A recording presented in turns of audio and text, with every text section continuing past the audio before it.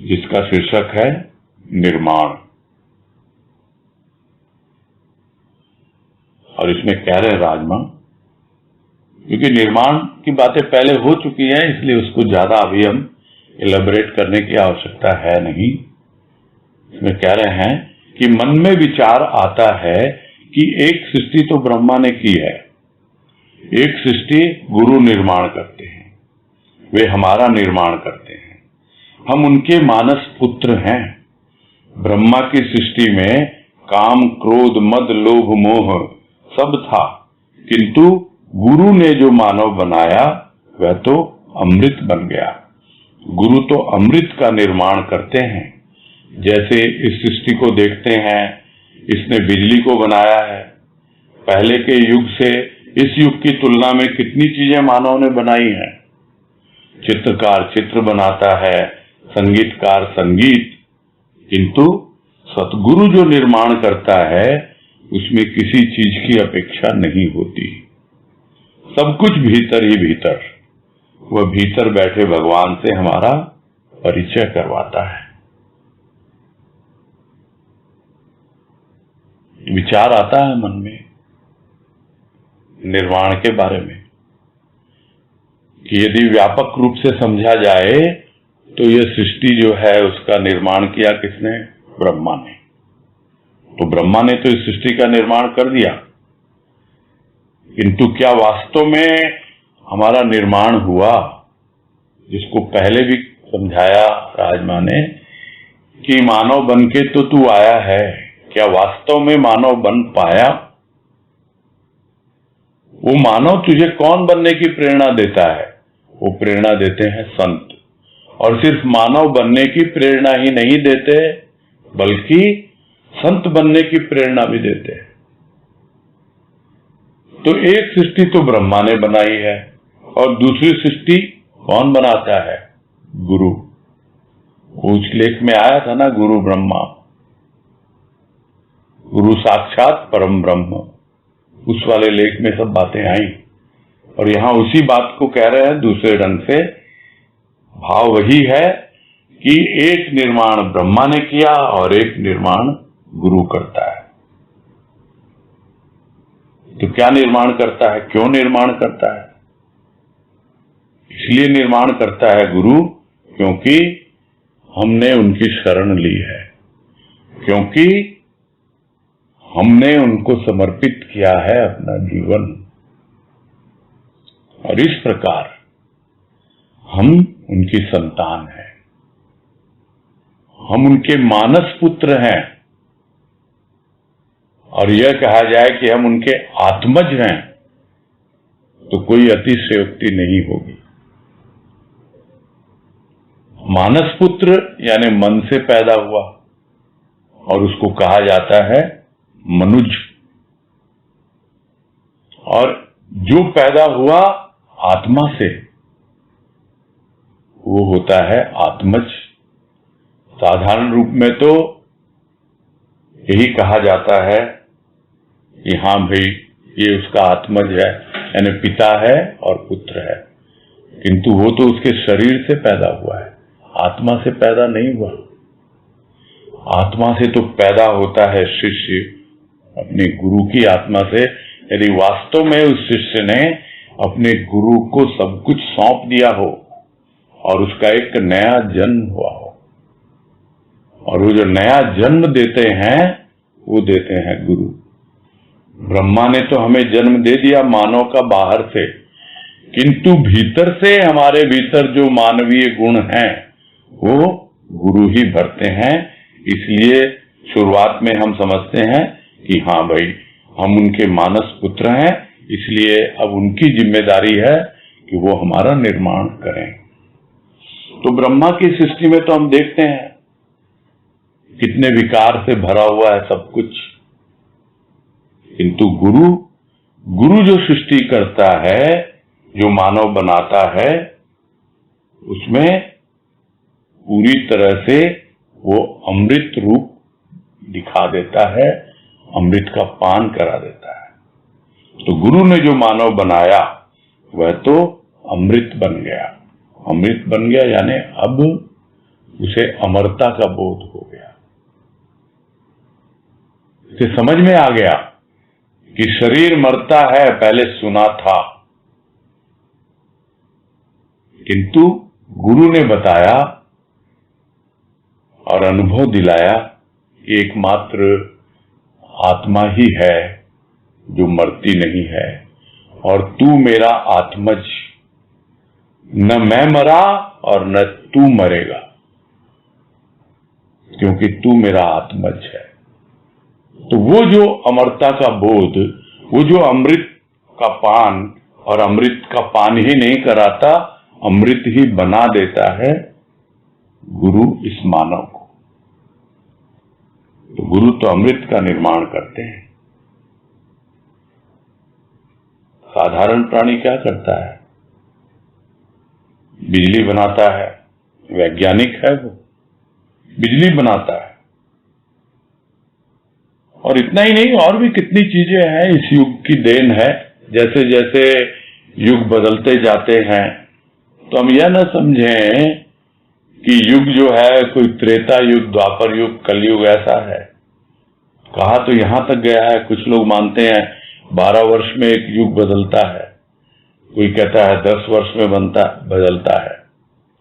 तो जो युग है, कोई कैसा भी समझे, इसको हम जनरल भाषा में, आजकल की भाषा में इस तरह समझते हैं कि जनरेशन बदल जाती है।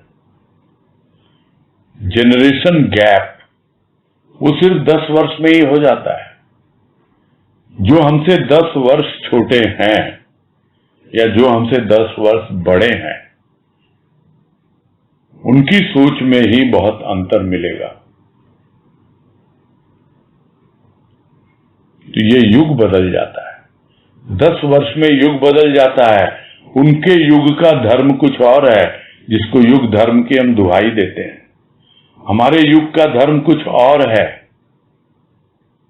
तो जो युग धर्म की बातें करेंगे वो उसमें लगे रहेंगे, किंतु जो संत की शरण में आकर सदगुरु के माध्यम से जो अमृत का पान करते हैं, वो इन सब बातों में नहीं उलझते कि हाँ भाई ठीक है, युग तो बदल गया और युग की तुलना में इतनी चीजें बनाई है मानव ने और उसका लाभ भी उठाया जा रहा है, तो सब लोग कुछ ना कुछ बनाने में लगे हुए हैं।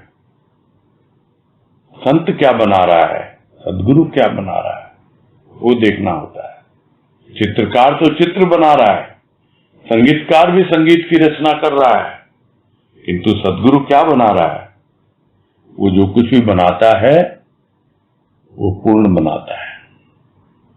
वो स्वयं पूर्ण है और पूर्ण की कृति भी पूर्ण ही होती है। यदि कुछ अधूरापन किसी को लगता है तो वो अधूरापन हमारे भीतर है। संत ने नहीं बनाया, वो हमने बनाया है। संत को तो किसी चीज की अपेक्षा होती ही नहीं कि इस चीज की कमी है इसलिए मैं इसको पूरा नहीं बना पाया। उसने तो पूरा कर दिया। वो तो पूरी कृपा करता है, पूरा भाव देता है, अपना पूरा प्रेम हमारे ऊपर न्यौछावर करता है, सब कुछ करता है। वो संपूर्ण रूप से हमें प्यार करता है। यदि कुछ कमी होती है तो हमारी ओर से होती है। उसे किसी चीज की अपेक्षा नहीं है कि ये कुछ करेगा तो मैं इसको कुछ करूंगा, ऐसा है ही नहीं उसके भीतर। तो संत जो कुछ भी निर्माण करता है, सदगुरु जो कुछ भी निर्माण करता है, उसे किसी भी चीज की अपेक्षा नहीं होती कि भाई चित्रकार ने चित्र बनाया तो लोग उसकी प्रशंसा करें, देखो कितना सुंदर चित्र है। कि संगीतकार ने कुछ रचना की, संगीत की, हाँ कितने सुंदर स्वर लगे हैं इसमें, किंतु सदगुरु ने निर्माण कर दिया, बस। वो अपेक्षा नहीं रखता कि लोग उसकी प्रशंसा करें, या न तो उसे किसी वस्तु की अपेक्षा है और न किसी प्रकार की कोई प्रशंसा की अपेक्षा होती है। किंतु ये सब घटनाएं कहाँ होती है? भीतर में होती है। उसका निर्माण भीतर होता है, परिवर्तन भीतर आता है। जो भी डेवलपमेंट होता है, जिस तरह विज्ञान का जो हम देखते हैं कि युग की तुलना में अगले युग में कुछ, इसके बाद 10 साल बाद कुछ किस तरह से बदलते जाती हैं भौतिक वस्तुएं विज्ञान के द्वारा, उसी तरह सदगुरु भी बदलता देता है हमारे भीतर का। तो सब कुछ उसका होता है भीतर ही भीतर निर्माण, और करते करते एक दिन जो हमारे भीतर बैठा हुआ भगवान है उससे हमारा परिचय करवा देता है। सदगुरु का यही मिशन है, यानी यही उसका लक्ष्य है। उसी को लेकर वो चलता है कि प्राणी मात्र के भीतर वो जो पूर्णता है पूर्ण सदगुरु की, वो प्राणी मात्र के भीतर भर दे। और फिर भी यदि हमें अधूरापन लगता है तो फिर हमें समझना होगा, जो एक वाणी में समझाते हैं गुरुदेव, कि पूर्ण को पूरक क्या। पूर्ण को पूरक क्या? पूरक है तो अधूरा है। यदि अभी भी तुझे किसी की अपेक्षा है, पूरक चाहिए, पूरक है क्या? अपेक्षा। इसका मतलब अभी तू अधूरा है। सदगुरु को किसी की भी अपेक्षा नहीं होती, यानी वो अपने आप में पूर्ण है, सब कुछ करता है, वो सब कुछ भीतर ही भीतर करता है। और यदि हमें कुछ अपेक्षा है, कुछ लगता है कि नहीं अभी ये कमी है, ये कमी है, स्वाभाविक है, अभी अधूरा है, किंतु सदगुरु पूरा कर देगा, पहुंचा देगा हमारे भीतर बैठे हुए भगवान तक, और दिखला देगा, परिचय करवा देगा कि देख यही तेरा लक्ष्य था, यही तेरा साध्य था, तू इधर उधर घूम रहा था, मैं तुझे सीधे रास्ते लेके आ रहा हूं और यहां पहुंचा रहा हूं। बस यही पूरा करते हैं।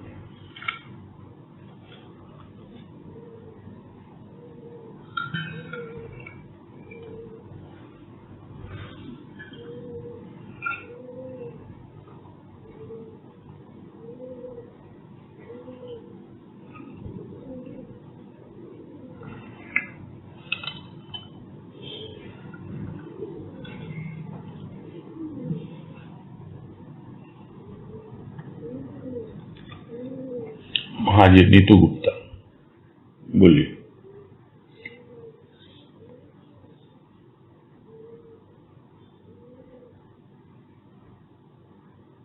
हरिओम भैया।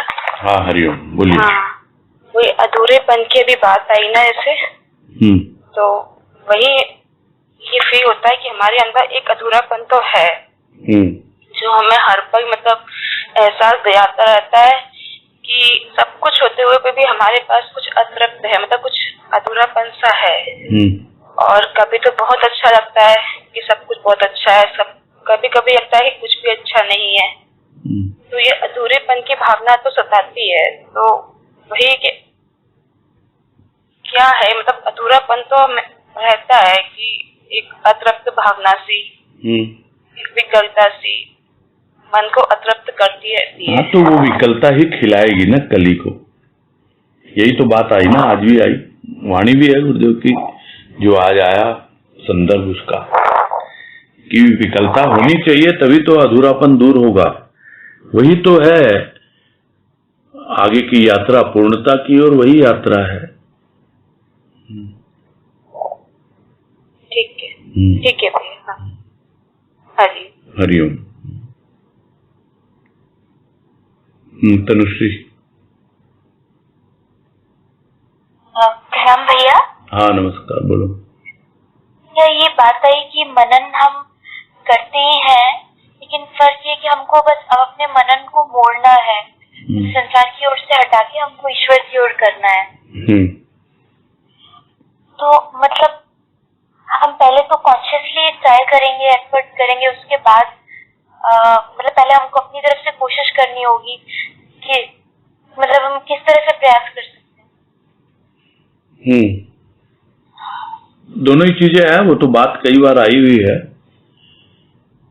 कि हम तैयार हैं तो वो तो तैयार है ही, तो हम अपनी कृपा करें अपने ऊपर, फिर उसकी कृपा भी मिलती है, कोई संदेह है ही नहीं। तो धीरे धीरे मतलब जब समय लगाएंगे जी हाँ जी, चिंतन मनन पे, तो अपने आप हमारी रुचि भी उस तरह की बनती जाएगी क्या? जी हाँ, बिल्कुल वही बात है। थोड़ा समय लगाना है, थोड़ा सा स्वाद बदलना है, बस और क्या है। देखो क्या है, एक सिंपल भाषा में, कि यदि फॉर एग्जाम्पल जो पहले भी बात आई कि डाइटिशियन के पास हम क्यों जाते हैं, क्योंकि हमको लगता है हमारा खान पान जो है ठीक नहीं है और इसकी वजह से हमारा शरीर अस्वस्थ रहता है या हमारे ऊपर बड़ा मोटापा आ गया है, कुछ भी बातें हो सकती हैं। तो एक डाइट चार्ट हमको मिलता है, उसको हम फॉलो करते हैं, है ना। हाँ। बस ये मनन उसी तरह है कि हमारे ऊपर बहुत चर्बी चढ़ी हुई है अभी दुनिया की, है ना, उसको चर्बी को थोड़ा कम करना है मनन के द्वारा। और जब इसकी दिशा बनती है दूसरी ओर, तो अपने आप ही हम हल्के फुल्के होने लगते हैं।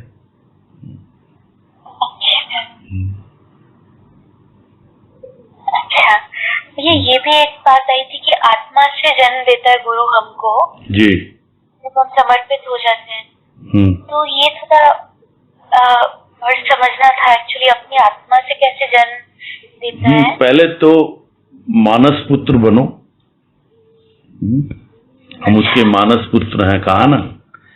मनन के द्वारा मानस पुत्र होता है, मन में होता है ना, मानस यानी मन, मानस यानी अंतःकरण पूरा का पूरा।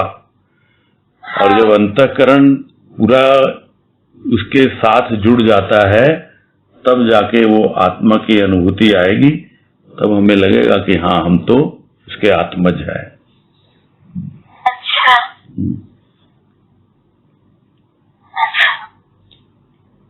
ठीक है भैया। हाँ ठीक।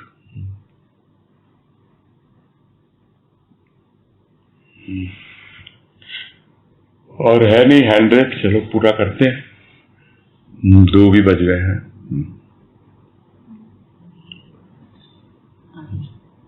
आ गया, चलो अटेंड कर लेते हैं। हाँ अनीता तुलसियान बोलो। प्रणाम भैया। हाँ नमस्कार, बोलिए। भैया जैसे टॉपिक है मनन, और ऐसे लग रहा था कि कुछ न कुछ विचार तो हर वक्त ही चलते रहते हैं। हाँ, तो जरूरी नहीं कि कुछ हमने सुना है पढ़ा उस पे चले, और उस पे तो जैसे बहुत एफर्ट लगाते तो होता है, या फिर कुछ चीज बहुत ज्यादा अपने को टच कर गई या अपनी फीलिंग से जुड़ गई तो उसका मनन भी थोड़ा होता है। लेकिन जो हर वक्त चलता रहता है, क्या वो भी मनन ही कहा जाएगा? नहीं, मनन नहीं है वो। उसको गुरुदेव ने कहा ना, एक वाणी में कहा है ना, चेतना की वाणी में, कि चक्की है विचारों की, पीसती मन को, क्षीण करती तन को। ये अविचारों की चक्की है। अविचार नहीं होने चाहिए, विचार देने हैं मनन के लिए। और उसमें कहा, दूसरी वाणी है इसके साथ ही, कि चक्की विचारों की, पीसती दुर्भावना, रहता अभाव ना। तो दुर्भावना को पीसेगा ये मनन,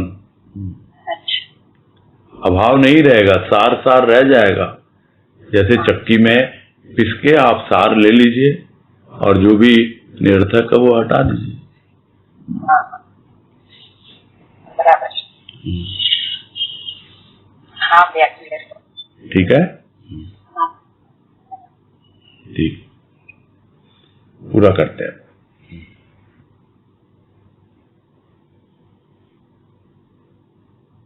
ठीक है, हरिओम में आगे। हाँ हरिओम, हरिओम, सबको हरिओम, सबको हरिओम। हरिओम भैया।